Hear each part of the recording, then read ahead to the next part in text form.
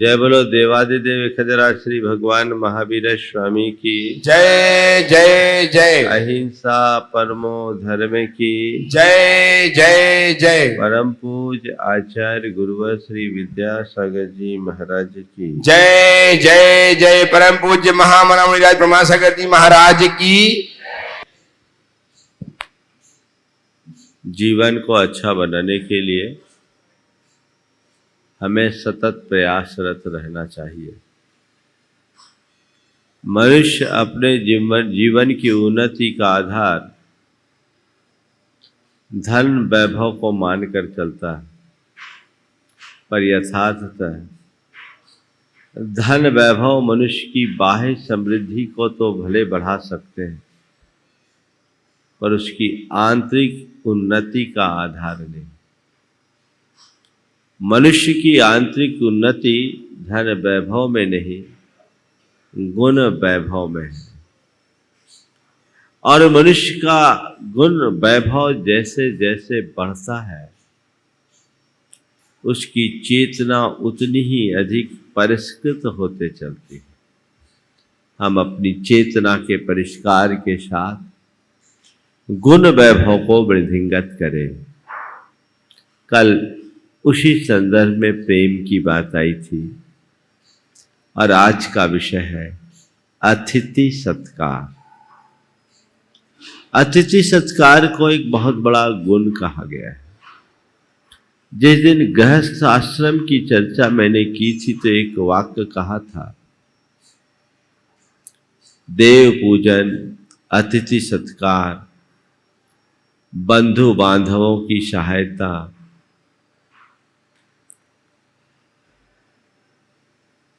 कुलाचार का पालन और आत्मोन्नति, ये गृहस्थ के पंचकर्म है। उसमें चर्चा अतिथि सत्कार की आई थी। अतिथि सत्कार हर व्यक्ति के जीवन का एक बड़ा धर्म है। हम उस संस्कृति में पले और बढ़े हुए लोग हैं जहाँ में सिखाया जाता है मातृ देवो भव, पितृ देवो भव, अतिथि देवो भव। माता पिता के बाद अतिथि को देवता के रूप में देखा गया है। और हमारे यहाँ अपने द्वार पर आगत अतिथि का हृदय से सत्कार करने की परंपरा रही है, परिपाटी रही है। कुरल काव्य में उस अतिथि सत्कार के संदर्भ में क्या कहा गया है, आज पहले हम उन वाक्यों को लें, उन सूत्रों को लें, फिर आज के संदर्भ की चार बातें। बहुत अच्छा वाक्य है। बुद्धिमान लोग इतना परिश्रम करके गृहस्थी किस लिए बनाते हैं? बुद्धिमान लोग इतना परिश्रम करके गृहस्थी किस लिए बनाते हैं? अतिथि को भोजन देने और यात्री को सहायता करने के लिए। तुम परिश्रम करके अपनी गृहस्थी बसाए हो, पैसा कमाए हो, किसके लिए? केवल अपने लिए नहीं। साधु और गृहस्थ, इसमें बड़ा मौलिक अंतर है। साधु के ऊपर किसी भी प्रकार का सामाजिक, पारिवारिक, गार्हस्थ्यिक कोई दायित्व नहीं। साधु केवल अपने आत्मोन्नति के मार्ग में लगता है, अपनी साधना करता है, निरपेक्ष भाव से जीता है। उसके ऊपर और कोई जिम्मेदारी या जवाबदारी नहीं। मिल गया, उससे अपना काम चला लिया। एक बार 24 घंटे में भोजन चाहिए, उसके अतिरिक्त कुछ नहीं। हाँ, अपने अनुभव अर्जित संपदा को वह पास में आए श्रद्धालुओं को बांटने में कोई संकोच नहीं करता। पर गृहस्थ के लिए दोहरी जिम्मेदारी निभानी पड़ती है। गृहस्थ के लिए उसे अपने परिवार की जिम्मेदारी तो निभानी ही है। अपने परिवार की जिम्मेदारी तो निभानी ही है, परिवार के साथ साथ साधुओं की जिम्मेदारी भी उसे ही निभानी है। साधु के लिए ऐसी कोई बात नहीं, पर उसी से वह अपने जीवन को कृतार्थ करता है। अगर तुम्हारे पास धन वैभव है, संपन्नता है, अनुकूल साधन है, फिर भी अभ्यागत अतिथि के सत्कार की इच्छा, अनुकूलता नहीं है, तो वह सब व्यर्थ है। हम लोगों ने बचपन में वो दोहा पढ़ा और सुना है, साईं इतना दीजिए जामे कुटुंब समाए, मैं भी भूखा ना रहूं, साधु भूखा न जाए। अपने और साधु के सबके पेट को भरा जा सके। तो साधु एक अतिथि है और साधु एक उपलक्ष्य, अतिथि एक उपलक्षण है। साधु को आदि लेकर कोई भी हो वो अतिथि है, और अतिथि को देव स्वरूप मानकर उसका सत्कार करना चाहिए। दूसरा वाक्य, जब घर में अतिथि हो तो अमृत भी क्यों ना हो, अकेले नहीं पीना चाहिए। जब घर में अतिथि हो तो अमृत भी क्यों ना हो, अकेले नहीं पीना चाहिए। गहराई को समझ रहे आप? हमने ऐसे अनेक प्रसंग और आख्यान सुने हैं जिन्होंने अभाव में भी अतिथि सत्कार किया। चाहे हम महाराणा प्रताप की बात करें,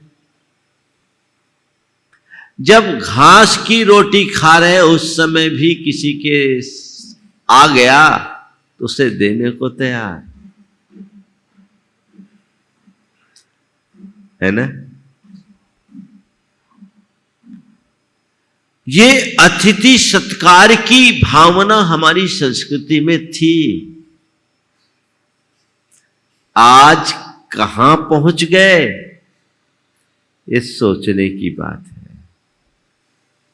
पहले लोग भोजन से पूर्व किसी अतिथि की तलाश करते थे और उसे भोजन करा करके अपने आप को कृतार्थ महसूस करते थे। आज घर में कोई अतिथि आ जाए तो गृहिणी का मुंह बिगड़ जाता है। ले जाने के पहले 100 बार सोचना पड़ता है। सामने वाले को झिड़क खाना मिले या ना मिले, झिड़की जरूर खानी पड़ती है ना। सोच में कितना बड़ा परिवर्तन, हमारा कितना उच्च आदर्श था और जीवन कितना कृत्रिम और जटिल बना रहे हैं। अभी 2-3 और वाक्यों को लें, फिर हम आगे की बात करेंगे। घर आए हुए अतिथि का आदर सत्कार करने में जो कभी नहीं चूकता, घर आए हुए अतिथि का आदर सत्कार करने में जो कभी नहीं चूकता, उस पर कभी कोई आपत्ति नहीं आती।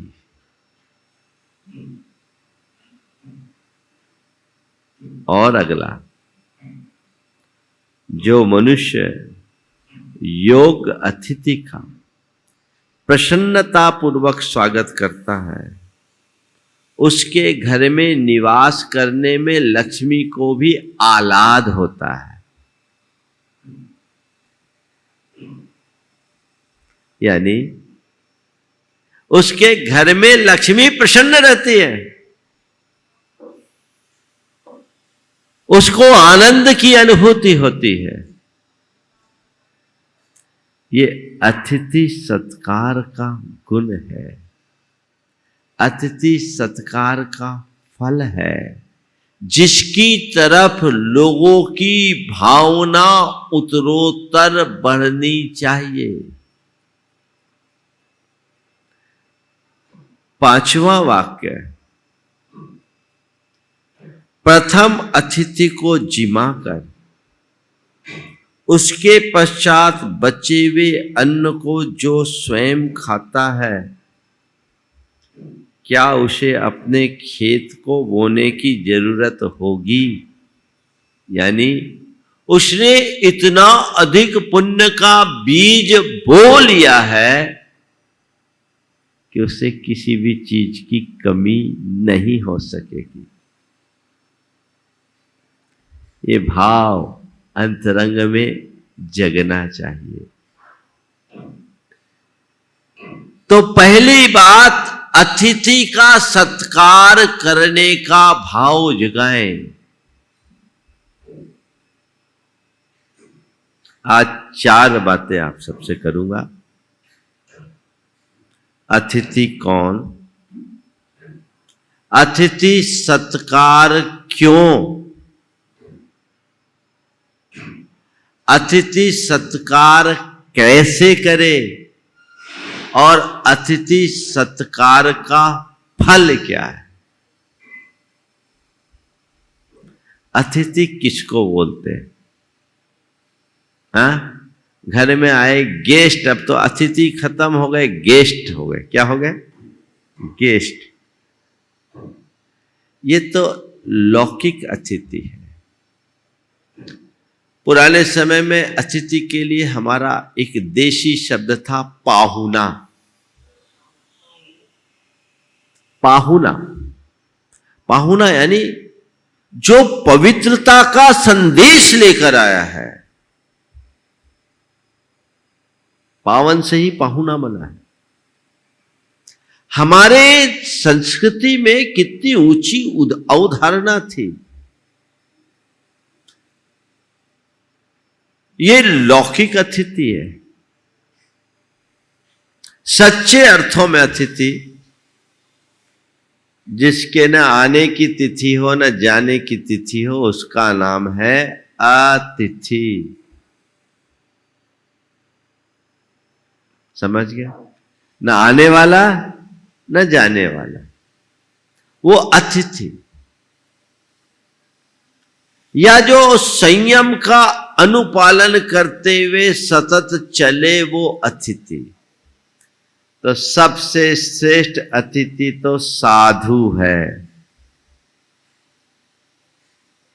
और उस साधु के सत्कार के लिए आप गृहस्थों का एक व्रत है, अतिथि संविभाग। अर्थात अपने लिए बनाए हुए भोजन में से अतिथि को जिमा कर खाना, ये अतिथि संविभाग व्रत है। फिर इसके अतिरिक्त जो भी हमारा साधर्मी है, वह सब अतिथि की श्रेणी में आते हैं। तो कोई भी अतिथि हो, उसका योग्य आदर सम्मान के साथ सत्कार होना चाहिए। और यदि ऐसा सत्कार करोगे, तभी तुम्हारी गृहस्थी सार्थक होगी, उसके अभाव में नहीं। तो अपनी गृहस्थी को सार्थक करने के लिए अतिथि सत्कार में कभी पीछे मत हटना। जो ऊपर वाले वाक्यों में कहा गया कि अगर घर में कोई अतिथि हो तो अमृत भी क्यों ना हो, अकेले नहीं पीना। और ये पुण्य वृद्धि का कारण है। तो कोई अतिथि दिखे, उसका सत्कार करे। क्यों करे? अतिथि को तो हमने पहचान लिया, अब अतिथि का सत्कार करना है। क्यों करे? हमें क्या मिलेगा? अपना गांठ का और लगा दे, है ना। आज के समय में तो लोगों की सोच ही ऐसी बन गई, हमें क्या मतलब, अपने से अपने को मतलब रखना है, जिनसे हमें कोई लेना नहीं देना नहीं, उनके लिए हम क्या करें। अतिथि सत्कार करने के भी कुछ खास वजह है। अगर आप अपने घर में कोई अतिथि आया उसका सत्कार करते हैं तो उदारता की वृद्धि के लिए, अपनत्व के विकास के लिए, अनुभव के अर्जन के लिए और प्रेम की संपदा के लिए अतिथि का सत्कार करो। उदारता की वृद्धि, अनुभव की प्राप्ति, अपनत्व की वृद्धि और प्रेम की संपदा, मन उदार बनता है।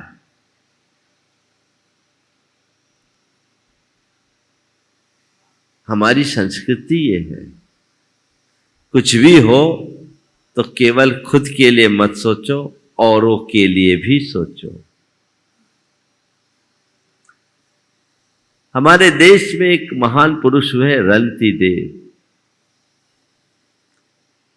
वे बहुत ही अतिथि सत्कार प्रेमी थे, राजा थे। एक बार दैव योग से उनका राज छिन गया। राज छिनने के बाद वो निर्वासित होकर जंगलों में रहने लगे। वे थे, उनकी धर्मपत्नी थी, उनका पुत्र था और पुत्र वधू थी।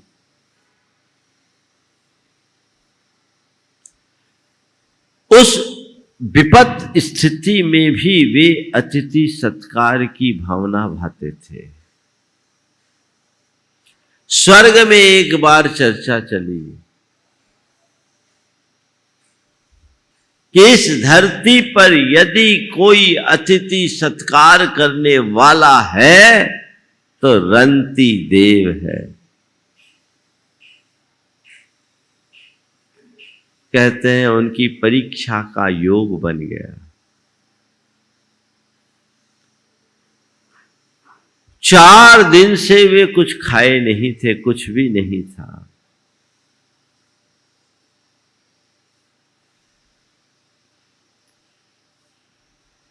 कहीं से उन्हें 1 किलो आटा मिला, उससे उन्हें रोटियां बनाई। सोचा चलो 4 दिन के बाद पूरा परिवार भूखा है, आज कुछ खाने की व्यवस्था होगी। जो कुछ था बना और भोजन के लिए जब बैठने को हुए तभी मन में आया, आज मैं कैसा अधम पापी हूं कि किसी अतिथि के सत्कार के बिना भोजन करना पड़ रहा है। तभी एक भिक्षुक दरवाजे पे आ गया। दरवाजे पे क्या सामने आ गया, उसे देखा और देखते ही मन बड़ा प्रसन्न हुआ, अपने हिस्से की रोटी उनके आगे कर दिया। उससे भी उसका पेट नहीं भर पाया तो अपनी धर्म पत्नी के हिस्से के भी भोजन को आगे कर दिया। फिर वह फिर भी उसकी पूर्ति नहीं हुई तो अपने पुत्र के हिस्से का भोजन भी उसको दे दिया। उसके बाद भी वो संतुष्ट नहीं हुआ तो अपने पुत्र वधू के हिस्से का भोजन भी उन्हें दे दिया। चारों के हिस्से का भोजन देने के बाद वह जलपान करके चला गया। अब इनने सोचा चलो अब कुछ नहीं, जो राख पड़ी है इसी को पानी में घोल के पी ले।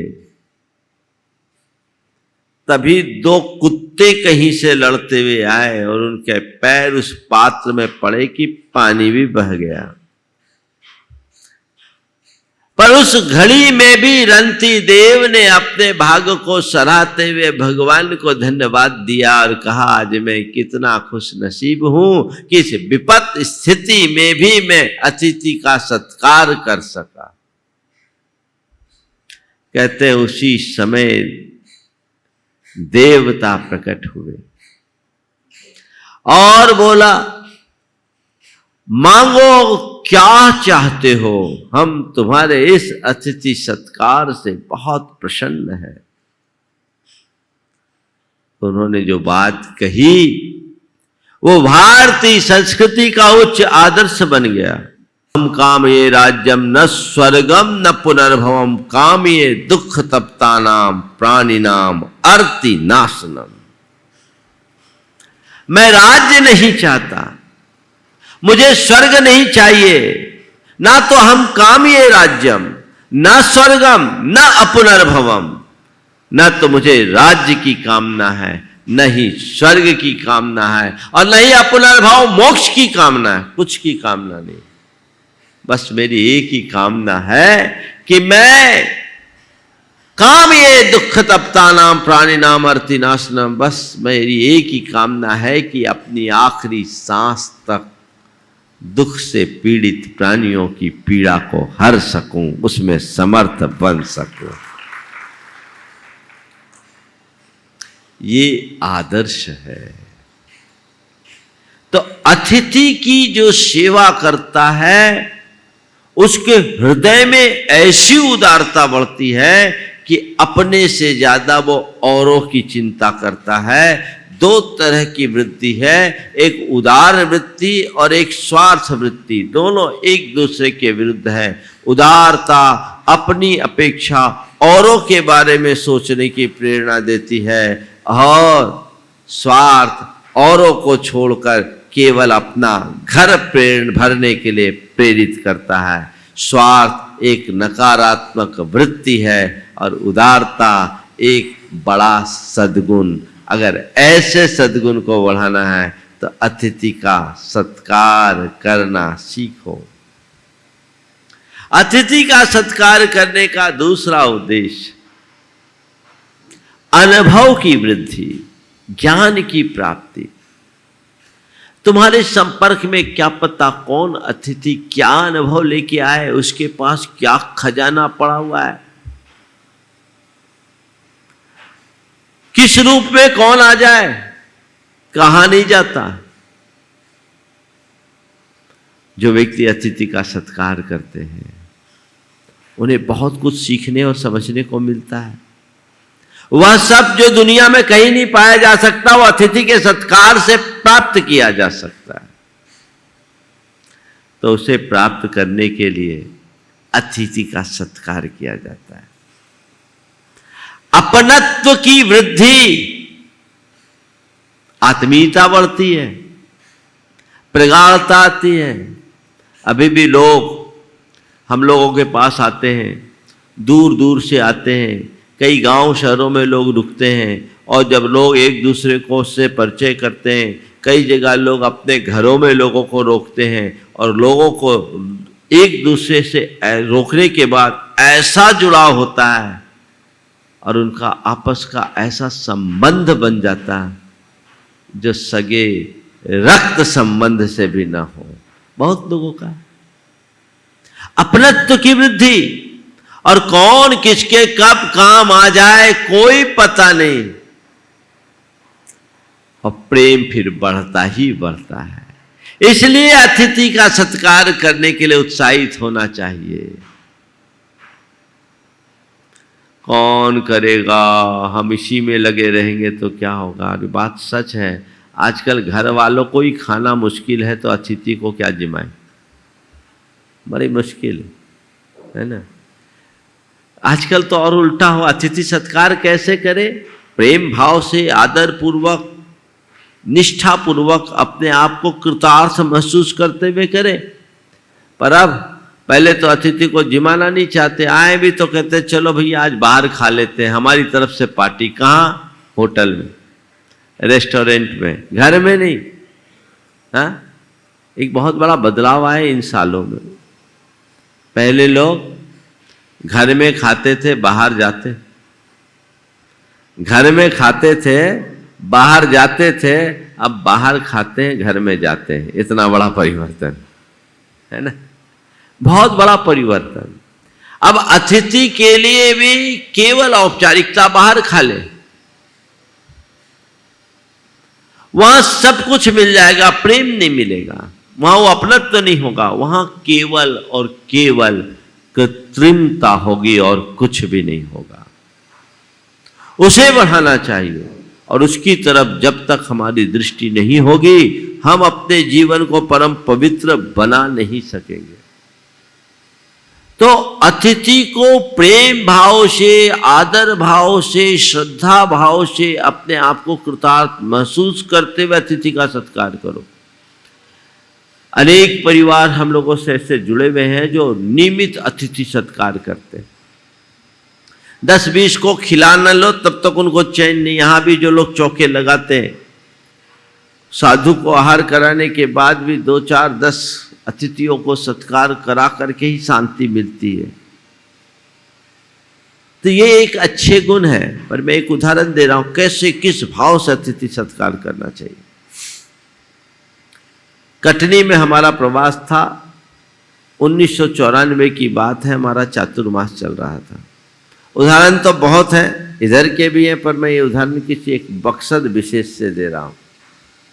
वहाँ के अध्यक्ष थे सवाई सिंह जय कुमार जी, उन दिनों वो जीवित थे, अध्यक्ष भी थे। कटनी चूंकि शिखर जी के रास्ते में पड़ता है और जितने नियमी व्रती लोग होते, उनकी गाड़ी कटनी रुकती, वहीं उनका भोजन आदि होता। और उनका एक क्रम था, कोई भी साधु आए तो चौका रोज लगना ही, और रोज मंदिर में देखकर कोई भी अतिथि हो तो उसको भोजन कराना। हम लोग बोर्डिंग में रुके हुए थे, बीच में सड़क थी, सामने उनका मकान था। उनकी धर्मपत्नी मैनी बाई बीमार रहती थी। एक रोज सामायिक से मैं उठा और 1:15 बजे वो आ गई। सामने एक परिवार आया हुआ था और उस परिवार से 4 लोग थे, और आते ही उन्होंने कहा, भाई आप कहाँ से आई? बोले शहडोल से। भोजन कर लिए? बोले हम करके आए हैं। तो फिर बोले बहुत अच्छी बात। उन्होंने मुझसे कहा, महाराज जी हमने देखा एक परिवार आपके पास आया है, आज अष्टमी का दिन है, सोचा कोई नियम वाला ना हो, भूखे ना हो, शिखर जी से ट्रेन आने की टाइम भी है, तो कहीं नहीं हो तो कोई था नहीं महाराज जी, तो ऐसी शक्ति मिल गई आपके आशीर्वाद से कि 3 मंजिल उतर कर मैं खुद आ गई। ये है अतिथि सत्कार का भाव। और माँ जी की क्या उत्तम समाधि हुई, बहुत अच्छी समाधि हुई, उन्होंने उसका फल पा लिया। भाव जगाना चाहिए। आजकल ऐसा भाव कम देखने को मिलता है, तो इसे देखने के लिए करना चाहिए। और बहुत प्रथम अतिथि को जिमा कर बचे हुए अन्न को जो स्वयं खाता है, क्या उसे अपने खेत को बोने की जरूरत होगी? अतिथि के सत्कार से पुण्य का फल मिलेगा ही। इसी कुरल काव्य में एक स्थान पर लिखा है, जिस घर में अभ्यागत अतिथि कभी अनादृत नहीं लौटता, उसका वंश कभी निर्बीज नहीं होता, पीढ़ियों तक वंश उसका फलता फूलता है। 2-3 वाक्य और लेकर के जो 1-2 बातें मुझे करनी है पूरी करूंगा। जो पुरुष बाहर जाने वाले अतिथि की सेवा कर चुका है और आने वाले अतिथि की प्रतीक्षा करता है, बाहर जाने वाले अतिथि की सेवा कर चुका है और आने वाले अतिथि की प्रतीक्षा करता है, ऐसा आदमी देवताओं का सुप्रिय अतिथि बन जाता है। समझ रहे हैं बात? हम किसी अतिथि सेवा के महात्म का वर्णन कर नहीं सकते कि उसमें कितना पुण्य है। हम किसी अतिथि सेवा के महात्म का वर्णन कर नहीं सकते कि इसमें कितना पुण्य है। अतिथि सेवा का महत्व तो अतिथि की योग्यता पर निर्भर करता है। जितना योग्य अतिथि उतना अधिक पुण्य है।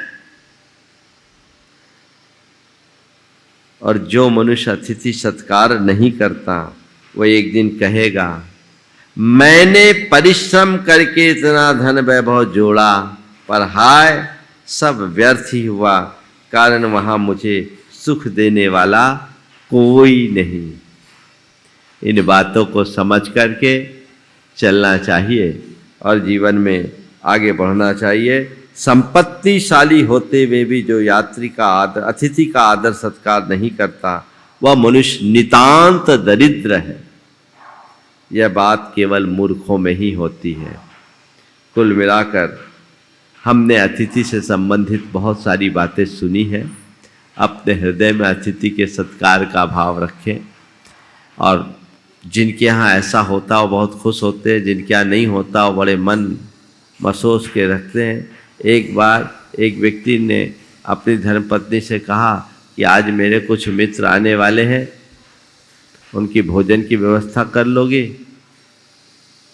तो बोले एक काम कर लेना, व्यवस्था हो जाएगी, बना आप देना, मेरे से नहीं होगा। तो मामला क्या होगा? ये सोच बदलनी चाहिए। और अतिथि 2 बुलाएं 4 आ जाए तो प्रेम से जिम्मा देना चाहिए, मुंह नहीं बिनाना चाहिए। कई जगह हम लोग गांव शहरों में विहार करते हैं, ऐसे बहुत सारे संयोग बनते हैं, और अनायास अनेक लोग भी आ जाए तो उनके चेहरे पर बल नहीं पड़ता और खुश होते हैं। लेकिन जब से शहरीकरण का विकास हुआ, अब तो आते ही पूछा जाता है, क्यों भैया कब आए हो, कब जाओगे? रोटी तो खा के आए होगे? नहीं खाए तो खा लेना, है ना? सब जगह का यही हाल है। ये जीवन की बढ़ती हुई कृत्रिमता का कुफल है। इसे हमें दूर करना चाहिए और अतिथि के सत्कार के लिए तत्परता से अपने आप को जोड़ करके चलना चाहिए। समय आप सबका हो गया, यहीं पर विराम। बोलिए परम पूज्य आचार्य गुरुवर श्री विद्यासागर जी महाराज।